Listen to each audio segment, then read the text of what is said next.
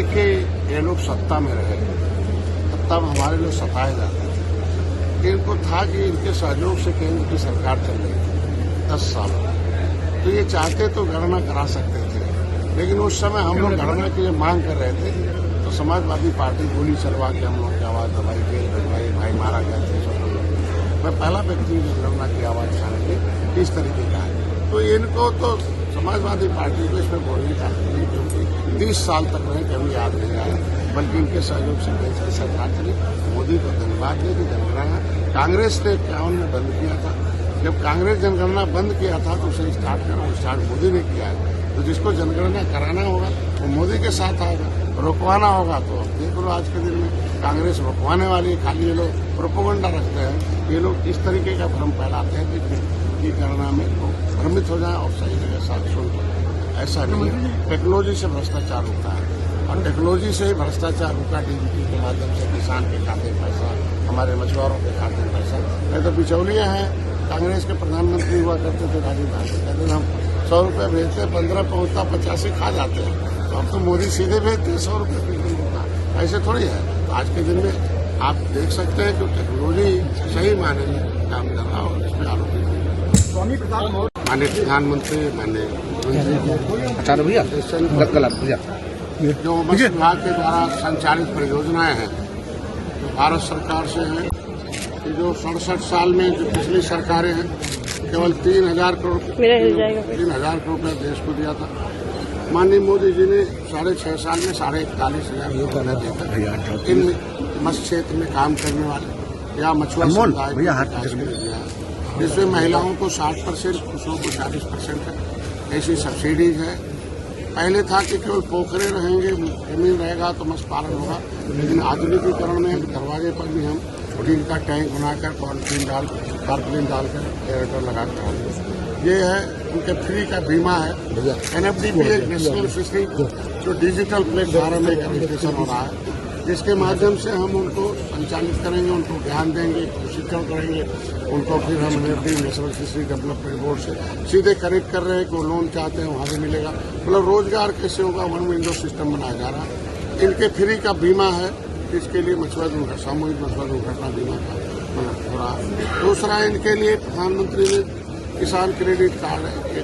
पहले था कि जिसका जमीन होगा उसको क्रेडिट कार्ड मिलता है, लेकिन इनके पास कुछ नहीं था तो बिना गारंटी के केवल आधार कार्ड के आधार पर 3 लाख रुपए अगर एक कोई मत्स्य का काम करना चाहते हैं तो इनको मिलेगा।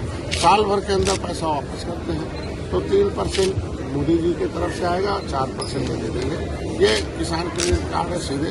इनका चूंकि 40% जो सब्सिडी अपने पास से लगाना होता था शेयर, तो निषाद समाज के पास पैसा नहीं होता था, भूमिहीन है, तो वो बेचारे अब योजना नहीं भर पाते।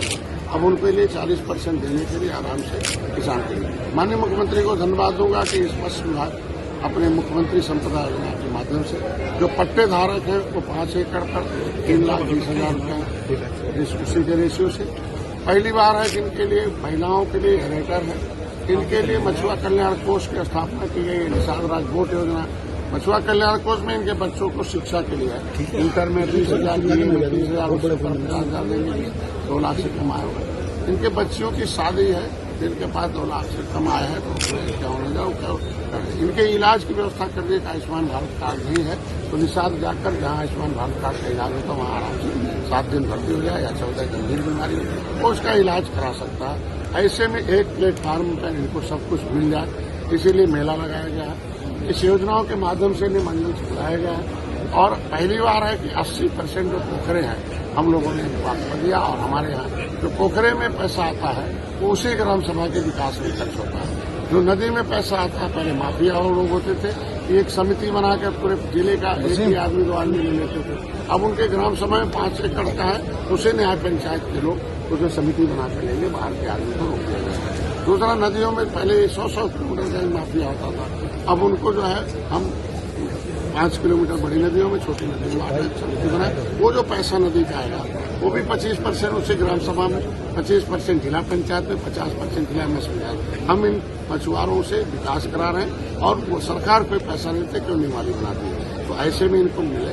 इनकी एक विसंगति है कि पूरे देश में निषाद जो है अनुसूचित जाति में है, दिल्ली में जो मल्ला अनुसूचित जाति में जमुना पार, इस पार उनका नाम ओबीसी में डाल दिया गया था, जिसको राज्यपाल ने 31 दिसंबर 2016 को निकाला, लेकिन अभी तो संगति दूर नहीं हुई, अभी नाम पड़ा हुआ भी सर। तो इनका एक ही नारा है कि हमारा नाम ओबीसी से खारिज हो और अनुसूचित का प्रमाण पत्र जारी हो या अनुसूचित में गिनती करने का आदेश जारी हो। तो आप मझवार और तुरैया कौन, यहाँ कश्यप, कहार, जीवन, तुरैया लिखते हैं, आज के दिन में केवट मल्ला मझवार है, ये राष्ट्रपति के द्वारा इसकी मामला संज्ञान है। माननीय मुख्यमंत्री जी ने आरटीआई से पूछा भी था, आरटीआई ने 19 सेक्शन में गिनती भी कराई थी। 1991 में इन लोगों का नाम ओबीसी में डालना गैर संवैधानिक था, जिसे निकाल दिया। तो आज के दिन में दो विषय है, एक तो मत्स्य विभाग के बारे में जानकार हो जाए, समझदार हो जाए, होशियार हो जाए, और हाईटेक जो पुरानी परंपराओं से दूर हो जाए, और अपनी आवाज की एक झंडे के नीचे जिस तरीके से दलित भाई आए, लेदरमैन, जो वाशरमैन आए, तो फिशरमैन भी आए, और उसी पन्ने में लिखा हुआ है संविधान में, जो संविधान अनुसूचित जाति अत्याचार निवारण अधिनियम है, 8 अगस्त 1950 को जो नोटिफिकेशन है राष्ट्रपति के द्वारा कि केवट मल्ला, कश्यप, कहार, जीवन, रैकवार, बांधव, तुरैया, ये अनुसूचित जाति की सूची में मझवार गौड़ क्रिया करो 7 नामों से। तो लेदरमैन को मिलता, वाशरमैन को मिलता, फिशरमैन का नाम गलती से ओबीसी में चला गया, उसको फिर मिलना चाहिए, राज्यपाल ने निकाल दिया। तो ये चीजें हैं, इनके बच्चे सरकारी पैसे, ये अंग्रेजों से लड़ने वाले, मुगलों से लड़ने वाले, नदियों में अंग्रेजों ने कानून बनाकर उजाड़ा, एक भूमिहीन लोग हैं। तो ऐसे लोगों को जो पाइपलाइन झोपड़ी में ये अनुसूचित जाति का लाभ नहीं मिले और उससे सुरक्षित हो जाए, उनकी शिक्षा मिल जाए, रोजगार मिल जाए, विकास की उदाहरण आ जाए, उसके लिए माननीय प्रधानमंत्री ने जनगणना के आदेश दिए, मैं उन्हें धन्यवाद देता हूँ। लेकिन जनगणना इनका पिछड़ी में नहीं, अनुसूचित में होना चाहिए, जो सही जगह है सेंसस में, उसके साथ गिनती एक ही मांग है।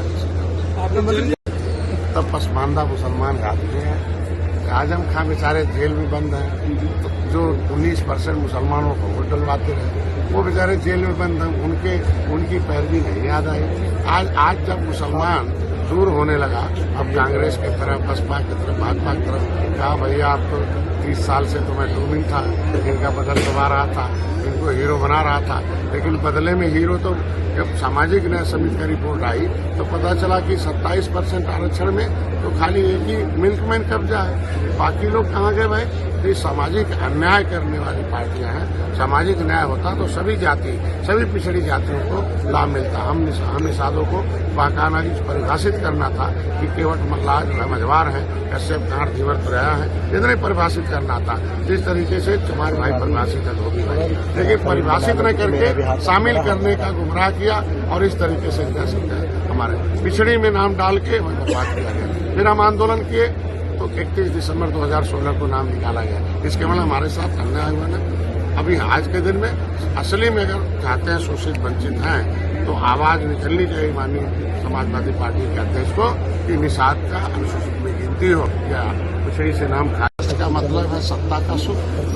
जब सत्ता थी सब बसपा की तो सुख भोग रहे थे, तब उनको न समाज याद आया न तो देश के रोजगार या वंचित शोषित जा रहे हैं, तब तो खाली रसमलाई खा रहे। जब वहाँ रस खत्म हो गया बसपा में, बसपा ने जब नहीं किया, जिसकी जितनी संख्या बारी थी उसी में हिस्सेदारी, पता चला वो नहीं किया, पता चला 18% निषादों का वर्ग 3 की जमीन छीनी गई, जिनका आरक्षण छीना गया।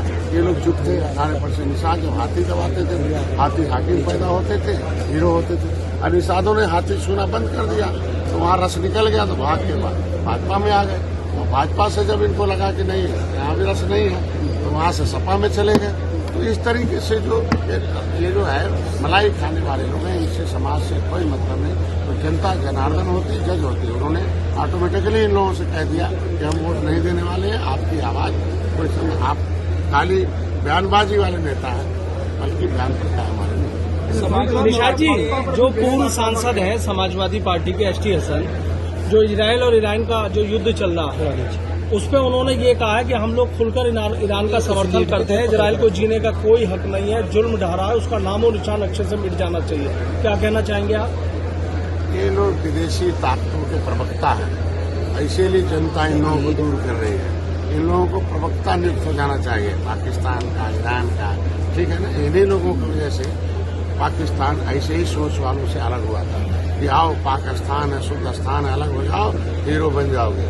अब पाकिस्तान की जनता त्राही त्राही मची है, खाने बिना, इलाज बिना, मकान बिना, आप समझ सकते हैं कि वहाँ जनता कह रही है कि नहीं, भारत का बाउंड्री तोड़ दो, फिर से भारत में वापस चलो, ये धोखेबाज है। उनसे पूछना चाहता हूं कि 70 साल से कांग्रेस को सपा को डलवा रहे हैं, लेकिन सच्चर कमेटी की रिपोर्ट क्या कहती है कि मुसलमानों की दशा SC/ST से खराब है। कौन खराब कर रहा है? यही नेता है। समाज को, अपने मुसलमान भाइयों को बांटाकर, वोट डलवाकर हाथी और साइकिल पंजा को हीरो बना रहे हैं और मुसलमान को जीरो बना रहे हैं नौकरी में, शिक्षा, स्वास्थ्य में। तो हमारी सरकार चाहती है कि मुसलमान भाई भी इसी देश के हैं, धर्म भले बदल दिए हैं, लेकिन उनका बेटा भी डॉक्टर बने, इंजीनियर बने, वकील बने, पढ़े लिखे आगे बढ़े, व्यापारी बने। हम चाहते हैं कि वो भी विकास की धारा में जुड़े। ये नेता लोग बाधा करें, इसीलिए धीरे धीरे इन पर विश्वास मुसलमानों का उठ रहा। मुसलमान भारतीय जनता पार्टी की तरफ भी आ रहा है, पसमानदा मुसलमान तो लगभग पूरा आ रहा है।